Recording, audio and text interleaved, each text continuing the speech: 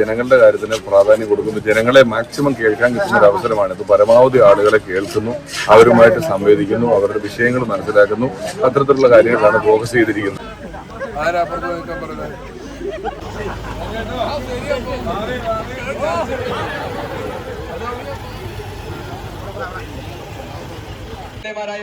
ശ്രീ ഷാഫി പറമ്പിലിന്റെയും രാഹുൽ മാങ്കൂട്ടത്തിന്റെയും വികസന പ്രവർത്തനങ്ങൾക്ക് തുടർച്ച കിട്ടുന്നതിന് വേണ്ടി ഐക്യ ജനാധിപത്യ പ്രസ്ഥാനത്തിന്റെ മതേതരത്വത്തിന്റെ ജനാധിപത്യത്തിന്റെ ശക്തമായ കോട്ടയാണ് പാലക്കാട് നിയമസഭാ മണ്ഡലമെന്ന് അറിയിക്കുന്നതിന് വേണ്ടി നിങ്ങളുടെ വിലയേറിയ വോട്ടുകൾ കൈപ്പത്തി അടയാളത്തിൽ രേഖപ്പെടുത്തിക്കൊണ്ട് നമ്മുടെ പ്രിയങ്കരനായ സാരഥി രമേശ് പിഷാരടിയെ ചരിത്ര ഭൂരിപക്ഷത്തിന് ഈ മണ്ഡലത്തിൽ നിന്നും വിജയിപ്പിക്കണമെന്ന അഭ്യർത്ഥനയുമായുള്ള സ്ഥാനാർത്ഥി പര്യടനമാണ് ഇവിടെ എത്തിച്ചേർന്നിട്ടുള്ളത്.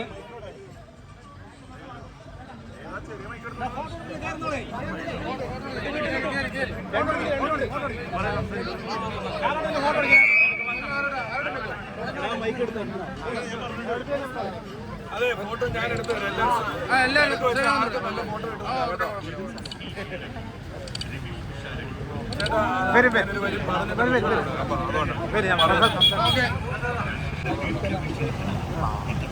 പ്രിയമുള്ളവരെ, നമ്മുടെ പ്രിയങ്കരനായ സ്ഥാനാർത്ഥി മുതുകാട് എത്തിച്ചേർന്നിരിക്കുകയാണ്. അദ്ദേഹത്തെ കൈപ്പത്തി അടയാളത്തിൽ നിങ്ങളുടെ വിലയേറിയ വോട്ടവകാശം രേഖപ്പെടുത്തണമേ എന്നുള്ള അഭ്യർത്ഥനയുമായി നമ്മളുടെ അരികിലേക്ക് എത്തിയിരിക്കുകയാണ്. നിങ്ങളുടെ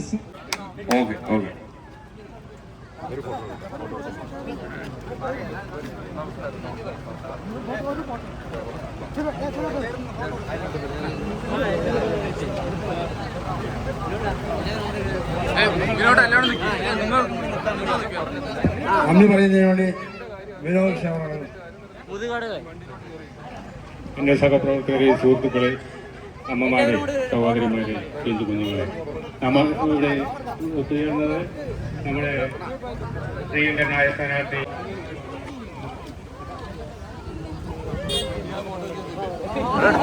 ബൈറ്റ് പറയാം. ഞാൻ പറഞ്ഞിട്ടുണ്ട്. ഫോട്ടോ എടുക്കട്ടെ. ഈ വീഡിയോ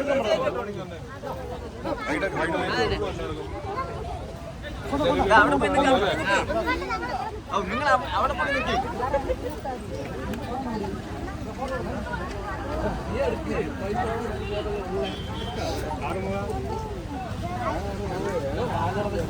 നിങ്ങൾ അവിടെ പോയി നിൽക്കുക.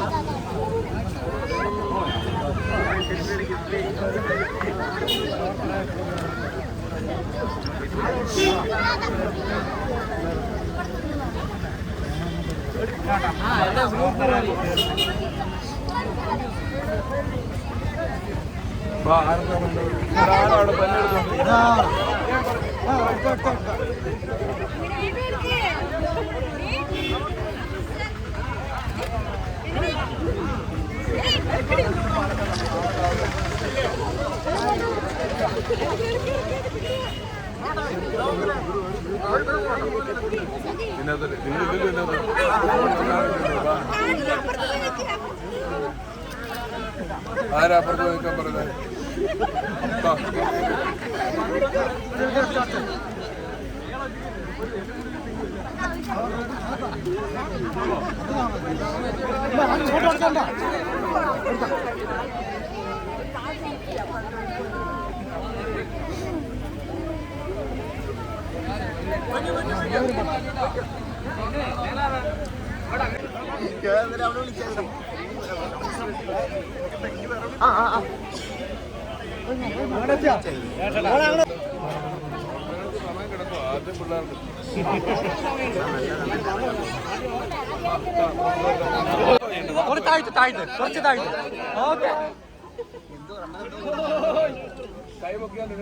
മോഹം പറയണ്ടേ? ഓക്കെ.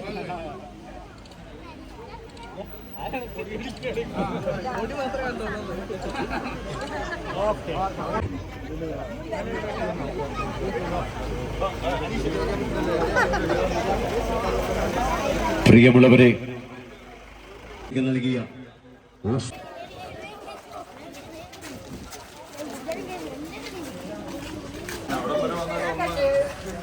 ഒന്ന് വന്നൂടെ.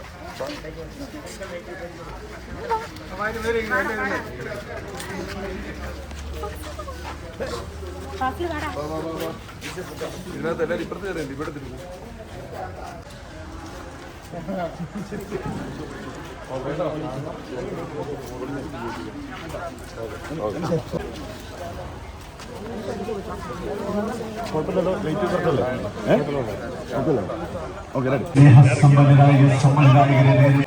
എങ്ങനെയുണ്ട് മൊത്തത്തിൽ ഇപ്പൊ ഈ ഒരു അവസ്ഥയിൽ എന്താ പറയാനുള്ളത്? ഈ ഒരു അവസ്ഥയിൽ അടിപൊളിയാണ്, കാര്യങ്ങൾ ഗംഭീരമായിട്ട് മുന്നിലേക്ക് പോയിക്കൊണ്ടിരിക്കുന്നു. ജനങ്ങളെല്ലാം വലിയ സ്നേഹത്തോടു കൂടിയാണ് സ്വീകരിക്കുന്നത്. നമ്മൾ ജയിക്കും. പക്ഷെ ഇവിടെ മത്സരം നിസ്സാരമായിട്ട് കാണാൻ പറ്റില്ല നമുക്ക്. Thank you. മത്സരം നിസ്സാരമായിട്ട് കാണുന്നില്ലല്ലോ. അപ്പൊ ആ ഒരു പ്രതീക്ഷയും കൂടി ജനങ്ങളുടെ അടുത്ത് കിട്ടുന്ന ഉറപ്പ് എത്രത്തോളം ഉറപ്പാണ്? നിസ്സാരമായിട്ട് കാണണ്ടെന്ന് ബാക്കിയുള്ളവരോടും കൂടെ പറഞ്ഞേക്കും. എതിർ സ്ഥാനാർത്ഥിയാണെങ്കിൽ BJP ആണെങ്കിലും സ്ഥാനാർത്ഥികൾ ഉൾപ്പെടെ കഴിഞ്ഞ തവണയും വലിയ വോട്ട് ഷെയർ ഒക്കെ നേടിയിട്ടുള്ളവരെ എങ്ങനെയാണ്? എല്ലാം വോട്ട് ഷെയർ അല്ലേ, വിജയം നേടിയിട്ടില്ലല്ലോ. നമ്മൾ വിജയത്തിന് വേണ്ടിയാണല്ലോ വർക്ക് ചെയ്യുന്നത്, ഷെയറിനല്ലല്ലോ. വിജയം നമുക്ക് തന്നെയാണ്. ഒരു കോൺട്രാക്ട് സ്ഥാനാർത്ഥി ഇറക്കി തോന്നിയിട്ടുണ്ട് ബിസിനസ്സുകാരനൊക്കെ. ഞാനിപ്പോ തൽക്കാലം ഞാൻ അത്തരം കാര്യങ്ങളിലൊക്കെ ഫോക്കസ് ചെയ്യുന്നതിനേക്കാളും കൂടുതലായിട്ട് ഇവിടുത്തെ ജനങ്ങളുടെ കാര്യത്തിന് പ്രാധാന്യം കൊടുക്കുന്നു. ജനങ്ങളെ മാക്സിമം കേൾക്കാൻ കിട്ടുന്ന ഒരു അവസരമാണ് ഇത്. പരമാവധി ആളുകളെ കേൾക്കുന്നു, അവരുമായിട്ട് സംവേദിക്കുന്നു, അവരുടെ വിഷയങ്ങൾ മനസ്സിലാക്കുന്നു. അത്തരത്തിലുള്ള കാര്യങ്ങളാണ് ഫോക്കസ് ചെയ്തിരിക്കുന്നത്. വികസനം ചർച്ച ചെയ്യുമ്പോൾ മറുവശത്ത് വിവാദങ്ങൾ ചർച്ച ചെയ്യാനാണ് പ്രതിപക്ഷം മറ്റു രീതിയിൽ ശ്രമിക്കുന്നത്. മറുവശം എന്ന് വെച്ചാൽ ആരാണ് വികസനം ചർച്ച ചെയ്യുന്നത്?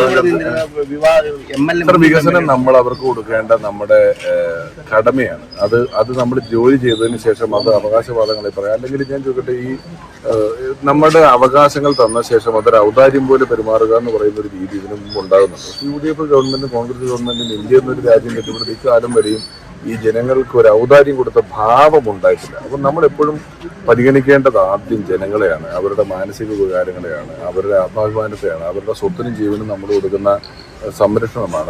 ഒരു കഴിഞ്ഞ കുറച്ചധികം നാളുകളായിട്ട് നിങ്ങൾക്ക് ഒരാഴ്ച കിട്ടിയിട്ടുണ്ടോ വലിയ കൊലപാതകങ്ങൾ? അത് സാധാരണക്കാരായ ആളുകൾ അകാരണമായി കൊല ചെയ്യപ്പെടുന്നത്. വാർത്തകളിൽ നിന്നും നമുക്ക് രക്ഷയില്ല. അത്രയധികം ലഹരി പോലുള്ള വിഷയങ്ങൾ പടർന്നു പഠിക്കുന്ന ഒരു കാലത്ത് അതിനെയാണ് നമ്മൾ ഏറ്റവും കൂടുതൽ അഡ്രസ്സ് ചെയ്യേണ്ടത്. പിന്നെ പാലക്കാടിന് ഒരുപാട് ജോഗ്രഫിക്കലായ ഗുണങ്ങളുണ്ട്. ഗ്രാമവും നഗരവും ഒക്കെ വളരെ അടുത്താണ്, ഒരുപാട് സൗകര്യങ്ങളുണ്ട്. അത്തരത്തിലുള്ള വികസനങ്ങൾ ഉറപ്പായിട്ടും വരും. പാലക്കാടിനെ ഷാഫിക്ക് മുമ്പും MLA-മാരൊക്കെ ഉണ്ടായിട്ടുണ്ടല്ലോ. എങ്ങനെയാണ് ഇത് ഈ തരത്തിൽ ട്രെൻഡ് വന്നത്? ആളുകളിലോട്ട് ഇറങ്ങിച്ചെന്ന് അവരുടെ കാര്യങ്ങളെ മനസ്സിലാക്കി അവർക്ക് വേണ്ട കാര്യങ്ങൾ ചെയ്തു കൊടുത്തുകൊണ്ടാണല്ലോ. അത് തുടരും, ഗംഭീരമായിട്ട് തുടരും, പൂർവാധികം ശക്തിയായിട്ട് മുന്നിലേക്ക് പോകും. അവസാനമായിട്ടൊരു ചോദ്യം കൂടി, സിനിമാ പ്രവർത്തനം എന്നുള്ള രീതി വിട്ട് പൂർണ്ണ രാഷ്ട്രീയ പ്രവർത്തനത്തിലേക്ക് ഉള്ള ഒരു മാറ്റം ഇറങ്ങുമ്പോൾ എന്താണ് മനസ്സിലാക്കുന്നത്? ഞാൻ ഒന്നും മനസ്സിലില്ല. ഞാൻ ഇതിനെക്കുറിച്ച് പൂർണ്ണമായും അവെയറാണ്. ഞാൻ അതിനെക്കുറിച്ചുള്ള തീരുമാനം വളരെ ആലോചിച്ചെടുത്തിട്ടുള്ള തീരുമാനമാണ്, അല്ലാതെ പെട്ടെന്നുള്ള തീരുമാനമല്ല. ഞാൻ അതിനു മുമ്പ് എൻ്റെ മെയിൻ മേഖല സിനിമയാണെങ്കിൽ രാഷ്ട്രീയ പ്രവർത്തനങ്ങളുണ്ടായിരുന്നു. ഞാനിപ്പോൾ എല്ലായ്പ്പോഴും എല്ലാവരോടും ഒപ്പം പ്രവർത്തിക്കാൻ പോയിട്ടുണ്ട്. ഇന്നത്തെ ഒരു വർത്തമാനകാല ഇന്ത്യയിൽ ഞാൻ ഒരു കോൺഗ്രസ്സുകാരനാണെന്ന് പറയുന്നതിന് മേളിലുള്ള ഒരു പൊളിറ്റിക്കൽ സ്റ്റേറ്റ്മെന്റ് നമുക്ക് നടത്താനില്ല. അത് സധൈര്യം പറഞ്ഞ് മുന്നിലേക്ക് പോയിട്ടുള്ള ഒരാളാണ് ഞാൻ.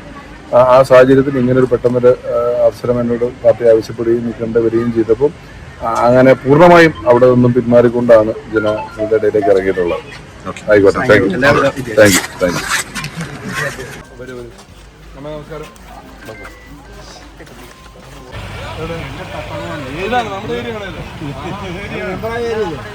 ജനാധിപത്യ വിശ്വാസികളെ നേരിൽ കാണുവാനും നിങ്ങളുടെ വിലയേറിയ തനിക്ക് അനുകൂലമായി രേഖപ്പെടുത്തുവാൻ നല്ലവരായ സമ്മതിദായകരോട് അഭ്യർത്ഥിച്ചുകൊണ്ട് പാലക്കാടിന് മുന്നിൽ ഐതിഹാസികമായ ചരിത്ര വിജയം തനിക്ക് നൽകണമെന്ന്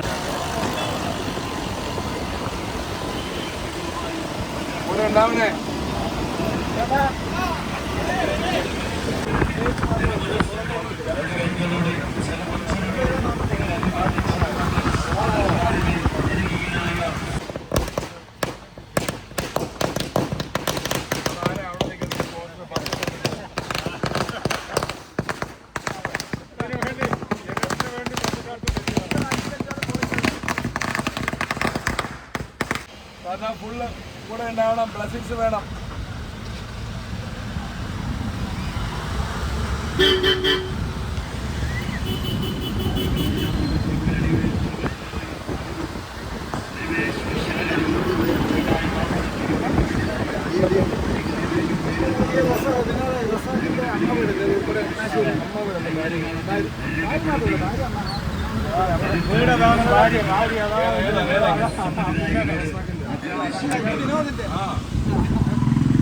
കൈയടയാളത്തിൽ വിലയേറിയ സമ്മതിദാനാവകാശങ്ങൾ രേഖപ്പെടുത്തി ചരിത്ര വിജയം സമ്മാനിക്കുവാൻ നല്ലവരായ